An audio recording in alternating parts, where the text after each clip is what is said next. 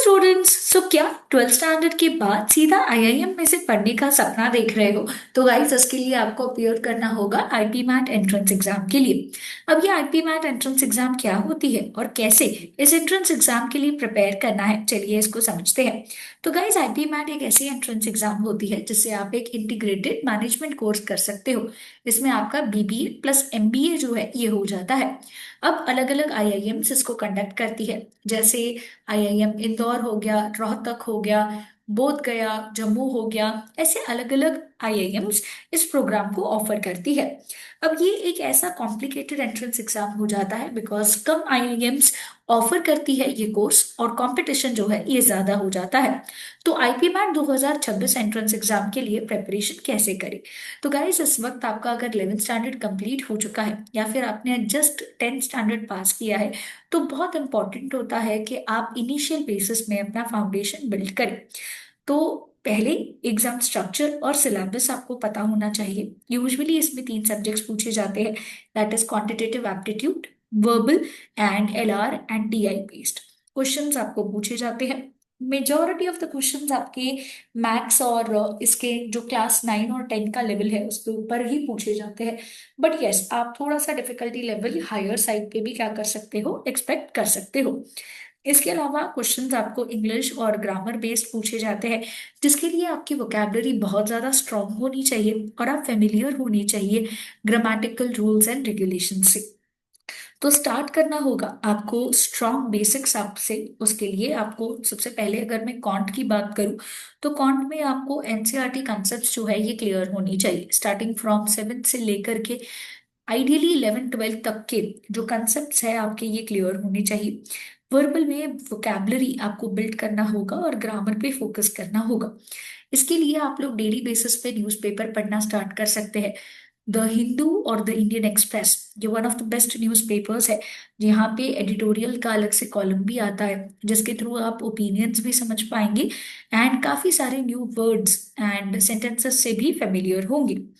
इसके अलावा रीजनिंग में आपको बेसिक से शुरू करना होता है, इनिशियल बेसिस पे, जैसे पजल हो गया, coding decoding, blood relations etcetera हो गए। इस हिसाब से बेसिक लेवल के क्वेश्चंस आपको क्या करने हैं, शुरू करने हैं। रिमेम्बर गाइस, फाउंडेशन जो है ये बहुत इंपॉर्टेंट होता है, क्योंकि अगर आपका बेसिक क्लियर है तभी जाके आप क्या कर पाओगे, आगे चल के चीजें सही तरीके से कर पाओगे। उसके बाद आपका फेज 2 होगा, वो होगा इंटरमीडिएट। इंटरमीडिएट का मतलब होता है कि जो चीजें आपने पढ़ी है वो चीजों को आपको सॉल्व भी करना होगा, और वो भी आप टाइम मैनेजमेंट के साथ। क्योंकि आपका एंट्रेंस एग्जाम एक ऐसा एग्जाम है जिसमें टाइम एक बहुत इंपॉर्टेंट की फैक्टर बन जाता है। तो यहाँ पे ये चीज जो है आपको क्या रखनी है, ध्यान में रखनी है, कि जब भी आप प्रैक्टिस करते हो तो प्रैक्टिस करते वक्त आप टाइमर सेट लगा के प्रैक्टिस करें, सो दैट आप एक स्पीड मेंटेन कर सके कि कौन से क्वेश्चंस को कितना टाइम लग रहा है। क्योंकि क्वेश्चंस अलग अलग प्रकार के हो सकते हैं। Questions can be of easy level, तो उसको सॉल्व करने के लिए कम टाइम लगेगा, मॉडरेट लेवल के लिए थोड़ा सा ज्यादा, एंड हार्ड क्वेश्चंस के लिए शायद ज्यादा टाइम लग सकता है। तो you need to solve the questions on regular basis so that you get an idea कि कौन से क्वेश्चन के लिए कितना टाइम आपको लग रहा है। और इसके लिए आपको टॉपिक वाइज टेस्ट सॉल्व करने होंगे, so that you can access the weak spots, because it is very important for us to understand कि कौन से टॉपिक्स ऐसे हैं जो हम आसानी से कर सकते हैं, कौन से टॉपिक्स ऐसे हैं जहाँ पे अभी भी हमें बहुत ज़्यादा मेहनत करने की ज़रूरत है। कॉन्ट एक ऐसा सेक्शन होता है जिसका हाई वेटेज होता है, और यहीं पे बहुत सारे स्टूडेंट्स गलतियां ये करते हैं कि वो कंसेप्ट तो सीख के जाते हैं, बट कंसर्न इस चीज का होता है कि टाइम पे सारे क्वेश्चंस अपीयर नहीं कर पाते हैं, बिकॉज इसमें हाई वेटेज और लेंथी क्वेश्चंस जैसे algebra, geometry, DI based questions आते हैं। सो आपको शॉर्टकट ट्रिक्स पता होनी चाहिए कि कैसे इन कॉम्प्लिकेटेड क्वेश्चंस को आप आसानी से क्या कर सके, सॉल्व कर सके। इट इज़ वेरी इंपॉर्टेंट कि आपका वर्बल रीजनिंग भी बहुत ही ज़्यादा पॉलिश्ड होना चाहिए। रिमेंबर गाइस, जो आपको स्टैंडर्ड 10th में बेसिक इंग्लिश जो पूछा जाता था, fictional and non fictional category of book से आपको जो रीडिंग कॉम्प्रिहेंशन आता था, we can not expect such kind of easy questions in the IPMAT entrance exam. IPMAT एक ऐसा एंट्रेंस एग्जाम है जहाँ पे आपका वर्बल, दैट इज आपका वोकैबुलरी बहुत ज्यादा स्ट्रांग होना चाहिए। सो आपको रीडिंग कॉम्प्रिहेंशन पे फोकस करना है, आपको स्पीड पे फोकस करना है, because passage although it will be given to you, it will be very important that you identify कौन से टॉपिक्स इंपॉर्टेंट है, कौन से वर्ड्स इंपॉर्टेंट है, कौन से ऐसे कीवर्ड्स है जिसके ऊपर क्वेश्चन पूछा जा सकता है। और इसीलिए डेली बेसिस पे वोकैबुलरी खुद से बिल्ड करना इंपॉर्टेंट होगा। ग्रामर की एक्सरसाइजेस भी प्रैक्टिस करना जरूरी हो जाता है। Next comes is we need to refine with the LR and the DI part, which is a mixture.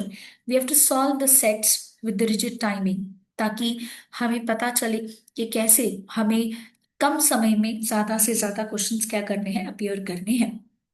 Next phase is going to be the advanced and the mock phase, जहाँ पे अगर हम देखें तो आपने इनिशियल बेसिस पे fundamental learn कर लिए, level 1 that is easy basic के क्वेश्चंस कर लिए, फिर उसके बाद एडवांस टॉपिक्स पे आए, एमसीक्यू प्रैक्टिस स्टार्ट कर दी, सेक्शन वाइज टेस्ट अपियर करना स्टार्ट कर दिया, and now is the time that you appear for the whole complete paper, and for that you need intense revision practice, and then you need to start with the weekly mock test.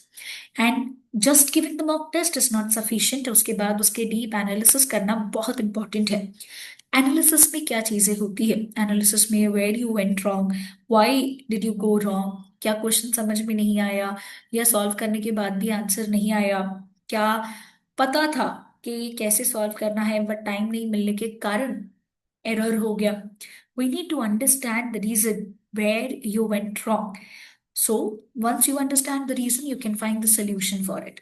And that will help you for the phase 3, wherein you will start appearing for the mock test on regular basis, analyze the error, and make sure that on regular basis you are doing the revision with the correct strategy. And the last होता है final spirit, जहाँ पे आपको आपकी speed और accuracy पे focus करने के साथ साथ अब इंश्योर करना होगा कि आप एरर लॉग रिव्यू भी करते रहो। मतलब कि गलतियां बार बार कहाँ हो रही है उसे आइडेंटिफाई करके उसे रेक्टिफाई करके आप फिर उसके बाद उन चीजों के ऊपर फोकस रख रहे हो। तो it is when the last period it is very important कि हम सही स्ट्रेटेजी क्या करें, फॉलो करें। So this is a study plan breakdown का 6 मंथ्स का ब्लूप्रिंट है। It ideally sums up to on an average 8 to 10 months का, जहाँ पे इनिशियल कुछ मंथ्स में आप basic plus high weightage topics करेंगे, सेक्शन वाइज क्वेश्चन सॉल्व करेंगे, लेटर ऑन एडवांस क्वेश्चंस पे मूव ऑन करेंगे, एंड उसके बाद आपका रिवीजन स्टार्ट होगा along with the full length mock test practice. तो देरी किस बात की गाइस, फटाफट से अपने एंट्रेंस एग्जाम की प्रिपरेशन जो है ये स्टार्ट कर दीजिए। The roadmap to your success of IPMAT entrance exam 2026 is going to be that you start your preparation early. You start building up your strong foundations right now so that you have sufficient time period for solving the mock test and solving the topic wise test. Simultaneously and consistently आपको एक maintain करनी होगी, ताकि एक disciplined और balanced way से आप अपनी पढ़ाई को क्या कर सको, आगे ले सको। So this is going to be very very important guys, and बिना कोई देरी से start your preparation right now, जहाँ पे हमारे पास ऑनलाइन लाइव लेक्चर्स भी अवेलेबल है। घर बैठे बैठे आप इन लेक्चर्स को अटेंड कर सकते हो, या फिर हमारे क्लासरूम कोचिंग सेंटर्स जो है ये घाटकोपर एंड डोंबिवली में सिचुएटेड है। आप यहाँ पे आ सकते हो, एग्जाम के बारे में आपको कंप्लीट डिटेल गाइडेंस भी मिल जाएगी, एंड अगर आपको किसी भी तरीके का डाउट या फिर कोई क्वेश्चंस आ रहे हैं तो आप हमें इन नंबर पे कांटेक्ट कर सकते हो for more details. Stay tuned with be care, और अगर आपने चैनल सब्सक्राइब नहीं किया है तो कर लीजिए।